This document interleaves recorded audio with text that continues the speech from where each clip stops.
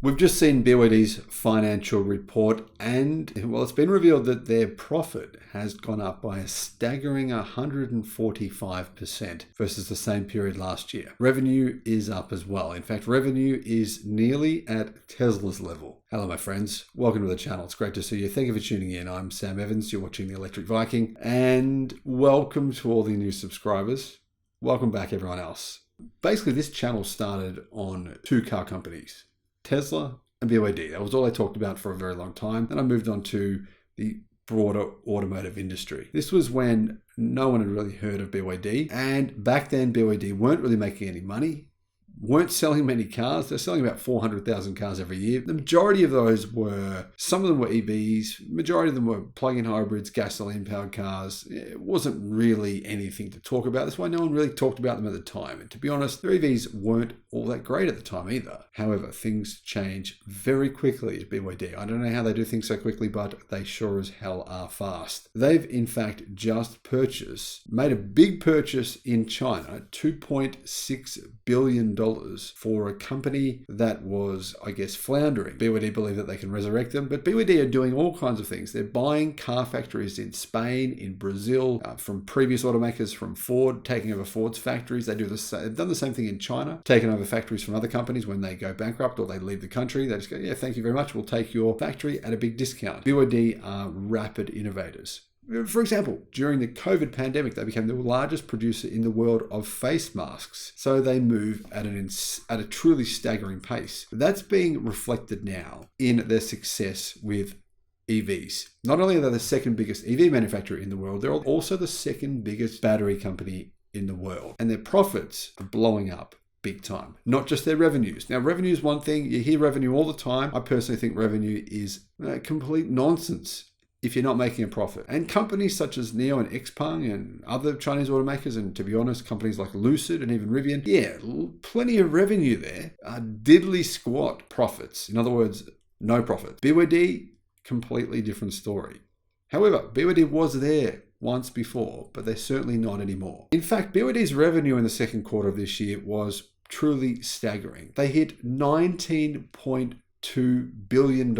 That's an increase of 67% year over year and 16.5% from the previous quarter. But that really pales in comparison to their profit increase. And this is the most important story of the company. The company's net profit was $936 million US, an increase of 145% year over year. BYD sold 703,561 cars. Just over half of those were fully electric. The rest of them were plug-in hybrids. That's up 98% year over year. Of those just over 700,000 deliveries, 352,000 were EVs. That's an increase of 95%. And 348,000 were plug-in hybrids, an increase of 101%. That's a really surprising number because if you look at the most criticized or the most complained about vehicles in China, BYD takes 7 of the top 10 spots in the current list. And all of them are plug-in hybrids except one, which is the BYD Seal. But that one was number 10. So it was not complained about anywhere near as much as all the rest of them. Plug-in hybrids, BYDs in particular, they've had quite a few issues. So it's surprising to see them grow so quickly. Maybe they will slow down as a result, though, of these customer complaints because BYD's EVs, on the other hand, haven't been having these problems. And I've talked about those problems on the channel, mentioned what they are. There's been some fires and some other issues with them as well. Anyhow, the company sold 1.25 or 1,255,637 vehicles in the first half of the year, an increase of 96% year over year. BYD's EV sales were 617,000.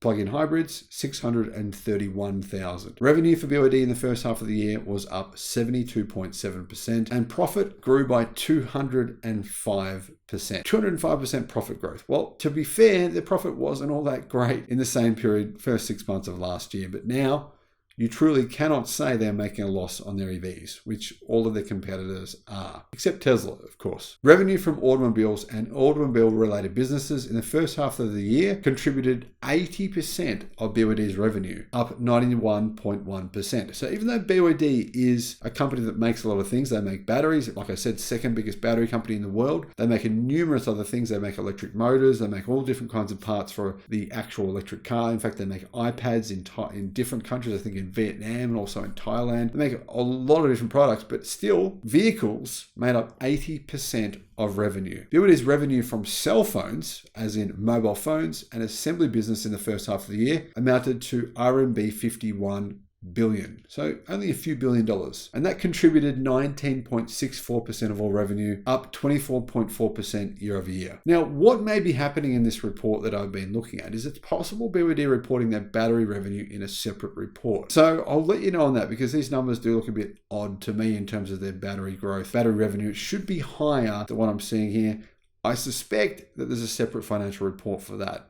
I'll make sure. BYD Auto Business posted a gross profit margin of 21% in the first half, up 4.36 percentage points from a year earlier. Its cell phone parts and assembly business had a gross profit margin of 8.77%. So a huge increase in gross profit margin. And as you can see, BYD are making a lot more margin on their vehicles than they are on the other parts of their business. Thanks for watching. Let me know your thoughts in the comments. Bye-bye.